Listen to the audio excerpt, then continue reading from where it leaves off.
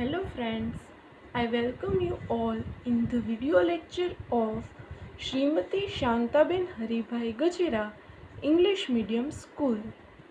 Today we will learn the chapter of Standard 9 and our subject is Physics, Science and Physics. So friends, we will continue the remaining part of the chapter sound and it is the part 2.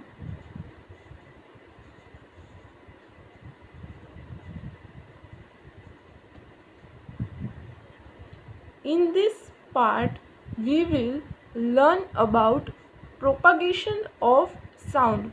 Propagation मतलब sound है वो किस तरह से आगे बढ़ता है, sound वो किस तरह से एक जगह से दूसरी जगह पे जाता है, उसका आइडिया हम यहाँ पे डिस्कस करेंगे. Sound is produced by vibrating object. कोई भी ऑब्जेक्ट, कोई भी चीज़ जो वाइब्रेटिंग मोशन करती है, जो वाइब्रेट्स करती है, वो साउंड क्रिएट करती है, वहाँ से साउंड प्रोड्यूस होता है. The matter or substance through which sound is transmitted is called a medium. The matter वो चीज़ जिसकी वजह से और जिसमें साउंड है ट्रांसमिटेड करता है, एक जगह से दूसरी जगह पे जाता है, तो उसे कहते हैं मीडियम, साउंड का medium.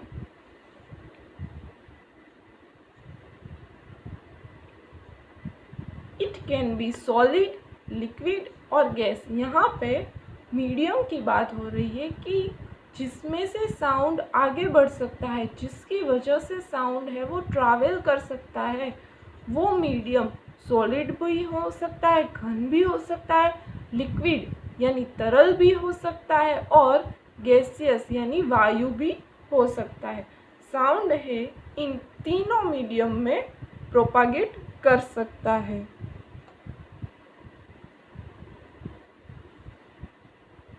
Sound moves through a medium from the point of generation to the listener. Sound है कैसे प्रोपागेट करता है, तो कि जहाँ से वो जनरेट होता है, जहाँ से वो प्रोड्यूस होता है, साउंड जहाँ से प्रोड्यूस होता है, वहाँ से वो लिसनर यानी कि जो सुनने वाला होता है, यानी कि हम सब, तो सुनने वाला की कान की तरफ कैसे प्रोपागेट करता है वो हमें देखना है. When an object vibrates, it sets the particles of the medium around it vibrating. जब कोई ऑब्जेक्ट है, कोई चीज़ है, कोई पदार्थ है, वो वाइब्रेटिंग मोशन करता है, वाइब्रेट करता है, तो वो उसके अराउंड, उसकी जो आजू बाजू में रहने वाले जो पार्टिकल्स है, वो पार्टिकल्स सॉलिड भी हो सकते हैं, लिक्विड भी हो सकते हैं और गैसियस भी हो सकते हैं. तो वो जो उसके बाजू के पार्टिकल्स है उसको भी वाइब्रेट करेगा. The particles do not travel all the way from the vibrating object to the ear. ये जो पदार्थ के पास में आए हुए पार्टिकल्स है वो खुद जाके लिसनर के कान पे नहीं पड़ेंगे. साउंड का प्रोपागेशन ऐसे नहीं होता है कि कोई ऑब्जेक्ट वाइब्रेट करे और वहाँ से जो पार्टिकल्स वाइब्रेट हो वो डायरेक्ट लिसनर की ईयर में जाए, ऐसा पॉसिबल नहीं है. लेकिन जब कोई भी ऑब्जेक्ट वाइब्रेट करता है तो उसकी बाजू में रहे, उसके बगल में रहे जो पार्टिकल्स है वो उसको वाइब्रेट करता है. Now let's see further. The particles of the medium in contact with the vibrating object is first displaced from its equilibrium position. जो पार्टिकल डायरेक्ट कांटेक्ट में है, किसके डायरेक्ट कांटेक्ट में है, कोई भी ऑब्जेक्ट जो वाइब्रेटिंग मोशन करता है उसके डायरेक्ट कांटेक्ट में जो पार्टिकल है वो अपनी पोजीशन से थोड़ा हिलेंगे, क्योंकि वाइब्रेटिंग मोशन हो रही है तो पार्टिकल्स थोड़ा तो हिलेंगे, तो वो पार्टिकल्स है वो थोड़ा अपनी जगह से हिलेंगे। It then exert a force on the adjacent particle, फिर वो अपनी बगल में रहने वाले पार्टिकल्स, यहाँ पे हमको दिख रहा है कि यहाँ पे एक ट्यूनिंग फॉर्क है, उसको हमने रबर पैड के साथ टकराया है, तो वो उसके बगल वाले पार्टिकल्स को वाइब्रेट कर रहा है और उसके बगल वाले पार्टिकल्स उसके पास वाले पार्टिकल्स को वो वाइब्रेटिंग मोशन है वो दे रहा है। As a result of which the adjacent particle gets displaced from its position of rest। तो जो पहले ऑब्जेक्ट के बगल वाले जो पार्टिकल्स थे जिन्होंने मोशन एक्वायर की ऑब्जेक्ट से, वो अब इस मोशन को ट्रांसफ़र कर रहे हैं, किसी और को दे रहे हैं। तो किसको दे रहे हैं? तो ऑब्वियसली उसके पास में जो कुछ भी पार्टिकल्स आए उसको दे रहे हैं। फिर वो पार्टिकल्स क्या करेंगे? वो पार्टिकल्स अपने बगल में आए हुए पार्टिकल्स को वो मोशन ट्रांसफ़र करेंगे। ऐसा ही चलता जाएगा। This process continuous in the medium till the sound reaches your year. ये प्रोसेस है कंटिन्यू चलती रहेगी। कब तक?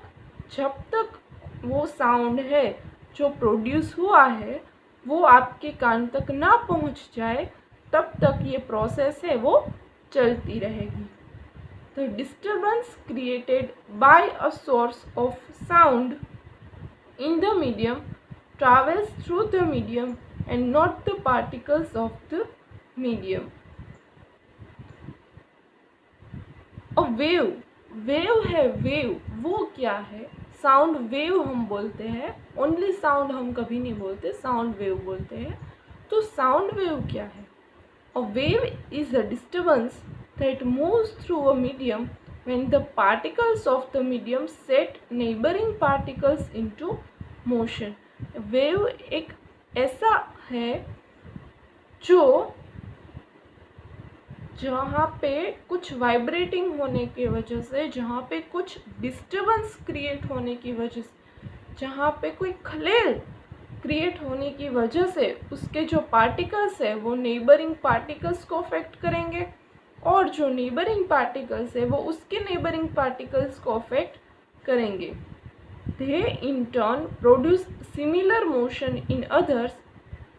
The particles of the medium do not move forward themselves. कोई भी मीडियम है उसके पार्टिकल्स है वो खुद से एक जगह से चलकर दूसरी जगह पे कभी नहीं जाएंगे। वो अपने जो बगल वाले जो पार्टिकल्स है उसको जो अपनी मोशन है, उसको जो डिस्टर्बेंस है वो कैरी फॉरवर्ड करेंगे। This is what happens during propagation of sound in a medium. Hence, sound can be visualized as a wave. ऐसा होने की वजह से साउंड को हम एक वेव की तरह देख सकते हैं। Sound waves are characterized by the motion of particles in the medium and are called mechanical waves. अब साउंड के बारे में कुछ थोड़ी सी डेफिनेशंस है, वो डेफिनेशन देखना कंपलसरी है कि वो डेफिनेशन के अलावा उसके बिना हम आगे का जो पोर्शन है वो कवर नहीं कर सकते। तो first of all we will see some definition related to sound wave.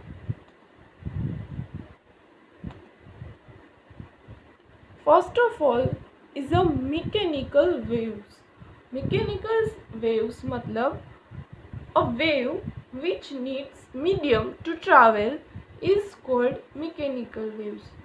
Mechanical waves उसे बोलते हैं जिस वेव को ट्रैवल करने के लिए, एक जगह से दूसरी जगह जाने के लिए कोई भी मीडियम की आवश्यकता है, वो किसी मीडियम के बिना ट्रैवल नहीं कर सकता।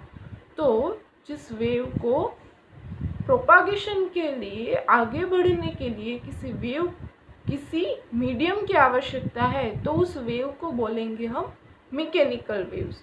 For example sound wave is a mechanical wave. Sound wave की प्रोपागेशन के लिए मीडियम आवश्यक है। बिना मीडियम के साउंड वेव है वो ट्रैवल नहीं कर सकता। Now next definition is non mechanical waves. A wave which don't need any medium to travel is called non-mechanical waves। वो वेव जिसको ट्रैवल करने के लिए, जिसको एक जगह से दूसरी जगह जाने के लिए किसी भी मीडियम की आवश्यकता नहीं है, उस वेव को बोलेंगे हम नॉन मैकेनिकल वेव्स।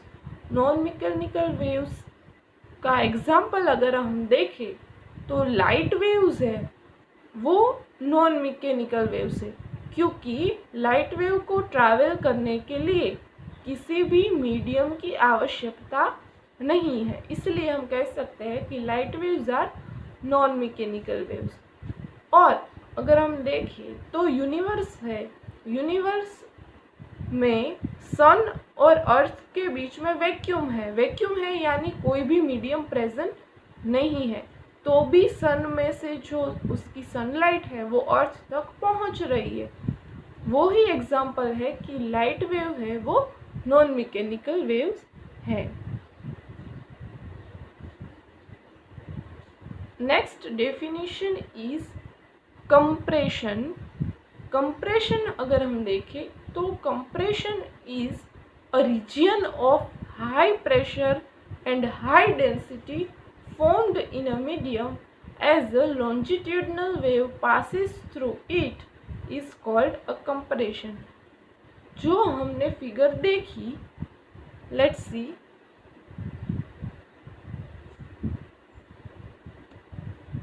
यहाँ पे जो फिगर दिख रही है, यहाँ पे देखें तो नीचे C लिखा हुआ है फिगर के नीचे, ट्यूनिंग फोर्क की बाजू के पोर्शन में C लिखा है। C means compression. जो कंप्रेशन वाला रीजन दिखाई दे रहा है, सी वाला रीजन दिखाई दे रहा है, वहाँ पे प्रेशर है वो हाई है और उसकी डेंसिटी, उस पोर्शन की डेंसिटी भी हाई है। मतलब वहाँ पे जो पार्टिकल्स है वो बहुत घने हैं और उसका जो प्रेशर है पार्टिकल्स का वो भी बहुत ज़्यादा है। तो वो जो रीजन है जहाँ पे high pressure and high density हम देख सकते हैं उसे हम कहेंगे compression. And vice versa rarefaction. Rarefaction मतलब a region of low pressure and low density formed in a medium as a longitudinal wave passes through it is called rarefaction। तो ये जो साउंड वेव है वो लॉन्जिट्यूडनल वेव है, हम देखेंगे आगे।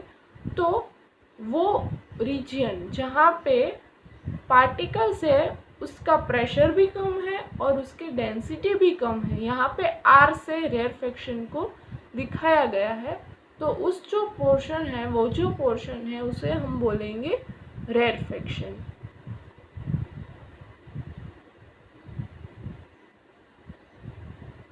नाउ एक टर्म आया बीच में लॉन्जिट्यूडनल वेव। तो लॉन्जिट्यूडनल वेव क्या है? When the particles of the medium oscillate back and forth about their mean position along the direction of propagation of the wave is known as longitudinal wave। जब कोई wave है वो travel करता है, मतलब वो एक जगह से दूसरी जगह जा रहा है, तो वो ऑसिलेट बैक एंड फोर्थ, वो आगे और पीछे। एक स्प्रिंग को अगर हम ले, इसका एग्जांपल हमें समझना है, तो हम एक स्प्रिंग को ले तो स्प्रिंग को हम कंप्रेस करेंगे।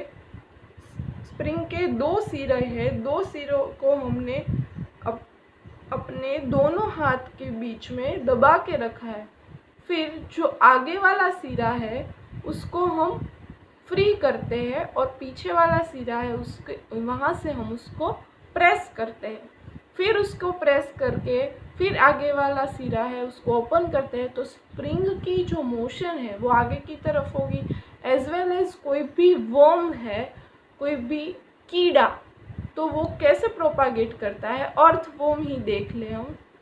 तो अर्थवर्म कैसे प्रोपागेट करता है, तो वो पहले फिर सिकुड़ जाता है, फिर आगे की तरफ अपना मुंह खोलता है। तो आगे पीछे होके जो वेव है वो गति करते हैं आगे और पीछे रहकर, तो उस टाइप के जो वेव है उसे बोलते हैं लॉन्जिट्यूडनल वेव। एंड सेकंड है transverse wave, when the particles of the medium oscillate up and down about their mean position. जो भी कोई मीडियम के पार्टिकल्स है वो अप एंड डाउन, ऊपर नीचे हो के मोशन करते हैं, ऊपर नीचे उसका रास्ता ऊपर नीचे होकर आगे बढ़ता है और आगे की तरफ जाते हैं। उस टाइप की जो वेव है उसे बोलते हैं ट्रांसवर्स वेव्स। यहाँ पे आपको दिखाया गया है। अब आप समझ सकते हैं कि what is the difference between longitudinal wave and transverse wave. Now we will continue the part of this chapter in next lecture. Till there, take care.